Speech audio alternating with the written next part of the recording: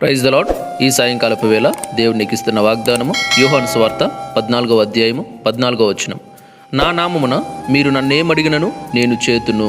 ఈ సాయంకాలపు వేళ దేవుడు నీతో చెప్తున్నాడు ఏమంటే, చాలామందికి చాలా రకాలుగా నాకు ఇది ఉంటే బాగుండు, నా జీవితంలో ఇది ఉంటే బాగుండు, నేను ఇది తీసుకోవాలి, అది తీసుకోవాలి, ఇలా చాలా రకాల ఆలోచనలు ఉంటాయి. కానీ పొందుకోలేరు. చాలామంది దేవుని సన్నిధిలో ఉండాలనుకుంటారు, దేవుని సన్నిధిలో పరిచర్య చేయాలనుకుంటారు, కానీ సమయం ఉండదు.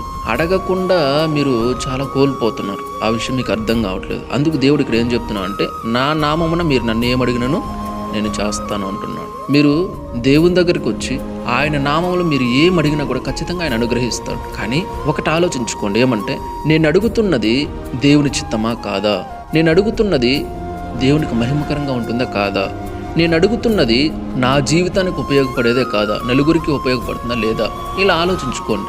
మేలు చేస్తుందా లేకపోతే కీడు చేస్తుందా అని కూడా ఆలోచించండి. ఖచ్చితంగా అప్పుడు మీరు దేవుని నామంలో మీరు అడిగారంటే ఖచ్చితంగా ఆయన మీకు అనుగ్రహిస్తాడు. Praise the Lord. ఎందుకు ఈ మాటలు చెప్తున్నానంటే, కొన్ని సందర్భాల్లో కొందరు అడిగేటివి ఎలా ఉంటాయంటే, వాళ్ళ మెడకు వాళ్ళు ఉరితాడు వేసుకునే పరిస్థితులు ఉంటాయి.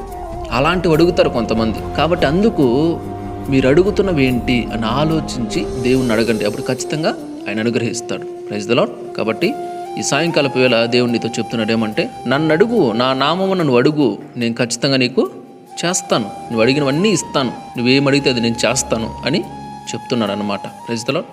మనం అడగకుండా దేవుని దగ్గర నుంచి పొందుకోలేకపోతున్నాం, నిజంగానే కోల్పోతున్నాం అన్నీ.